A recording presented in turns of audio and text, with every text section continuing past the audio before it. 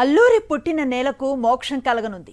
దశాబ్దాల కలను నెరవేరుస్తూ గోస్తాని నదిపై బ్రిడ్జి నిర్మాణానికి సీఎం జగన్ 16 కోట్ల నిధులను మంజూరు చేశారు. దీంతో ఈ ప్రాంతానికి చెందిన మహిళల్లో ఆనందం వ్యక్తమవుతోంది. గతంలో రాకపోకలు సాగించే క్రమంలో ఎన్నో ప్రమాదాలు జరిగాయని గుర్తు చేసుకుంటున్నారు. త్వరితగతిన ఈ వంతెన నిర్మాణం జరిగితే అధిక శాతం సంతోషపడేది తామేనని అంటున్నారు. మరిన్ని వివరాలు మా ప్రతినిధి రామచంద్రరావు పాండ్రంగి గ్రామం నుంచి అందిస్తారు. దేశంలో కావచ్చు, రాష్ట్రంలో చాలా ప్రభుత్వాలు పార్టీలు వస్తుంటాయి.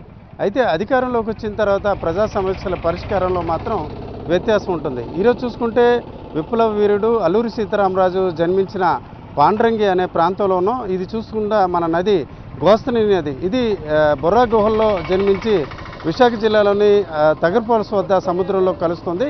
అయితే ఈ గోస్తని నదికి ఎప్పుడు కూడా వర్షాకాలం అలాగే ఇతర సందర్భాల్లో పెద్ద ఎత్తున వర్షాలు కురిసినట్లయితే ప్రజలకు ఇబ్బంది పడే పరిస్థితి.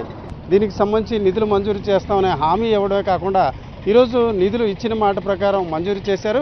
దీనికి సంబంధించి నిర్మాణ పనులు కూడా ప్రారంభమయ్యాయి. ఈ దశలో ఇక్కడ ఈ ప్రాంతంలో ఇటు అటు రాకపోకలు కొనసాగించే మహిళలు ఉన్నారు. అమ్మ చెప్పండి, ఇది గోస్తని నది మీకు తెలుసు కదా, ఈ వర్షాకాలంలో ఎలాంటి పరిస్థితి ఉంటుంది? వర్షాకాలంలోనే ఇటు సైడ్ అటు సైడ్ మనుషులు రాలేదు సార్, స్టక్ అయిపోతారు. ఒక్కొక్కసారి వెళ్ళినా కూడా వరదలు కొట్టుకొని వెళ్ళిపోతారు సార్.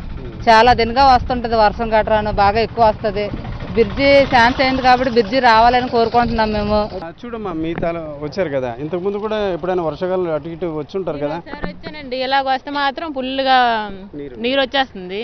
నీరు రావడం వల్ల ఇటు నుంచి రావడానికి అవ్వదు. మరి బ్రిడ్జి కట్టితే బాగుంటుందని మేమే కోరుకుంటాం. సార్ చెప్పండి, మీరు ఏ ఊరు? ఇటు అటు తిరుగుతుంటారు కదా, పాండ్రంగి కదా, సామివాళ్ళు సార్. చాలా ఇబ్బందిగా ఉన్నది మాకు. ఎక్కడ మా ఇప్పుడు 52 సంవత్సరాలు సార్. నాకు 52 సంవత్సరాలు బట్టి ఇబ్బందులు పడిపోవడం వెళ్ళిపోవడం చాలా ఇబ్బందిగా ఉంది. ఈసారి జగనన్న వచ్చిన తర్వాత మాకు ఏదో మేలు జరిగితే అందరికీ సంతోషం సార్. ఓకే, ఈరోజు చూడండి 16 కోట్లతో పనులు ప్రారంభించడం కానీ డబ్బులు కూడా శాంక్షన్ చేశారు.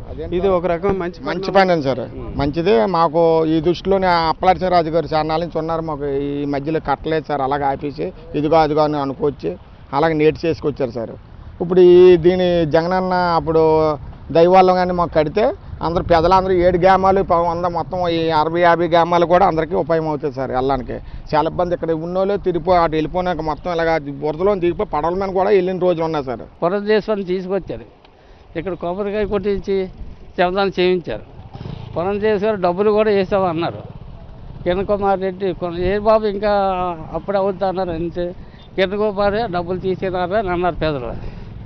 తర్వాత గంటా శ్రీనివాసరావు గారు వచ్చి ఎలక్షన్ వచ్చిన తర్వాత మళ్ళా వచ్చి జయంతికి అల్లూరి సీతారామ జయంతికి బ్రిడ్జి మీద నడిచి వస్తారని చెప్పి వెళ్ళిపోవాలి. మరి ఇప్పుడు వచ్చి మరి నేను వెళ్ళిపోవాలి. ఇప్పుడు ఈ బ్రిడ్జ్ ఏంటంటే ఎన్నో ఏళ్ళ నుంచి కల కాస్తున్నాం మేము. ఇది అవంతి శ్రీనివాసరావు గారు దయ వల్ల ఇది నెరవేరుతుంది. కాబట్టి మేమందరం కూడా సార్కి జన్మలు రుణపడి ఉంటామని మా గ్రామం తరపున అందరం కూడా సార్కి కృతజ్ఞతలు తెలుపుకుంటున్నాం. ఈ వంతెన నిర్మాణానికి 16 కోట్లు మంజూరు చేయడమే కాకుండా పనులు ప్రారంభించింది. ఈ వంతెన నిర్మాణం వల్ల పరిసర ప్రాంతాలకు చెందిన దాదాపు 7 నుంచి 8 గ్రామాలకు మేలు చేసినట్టు ఉంటుందని ఇక్కడ స్థానికులు చెప్తున్నారు. ఈ క్రమంలో ఇక్కడ చూసుకుంటే 16 కోట్లతో దాదాపు 210 మీటర్ల విస్తీర్ణంలో ఈ వంతెన నిర్మాణానికి సంబంధించి శంకుస్థాపన జరిగింది. ఇది ఒక చారిత్రాత్మక నిర్ణయంగా కూడా ఇక్కడ స్థానికులు చెప్తున్నారు. కెమెరా పర్సన్ శంకర్తో రామచంద్రరావు, సాక్షి టీవీ, పాండ్రంగి నుంచి.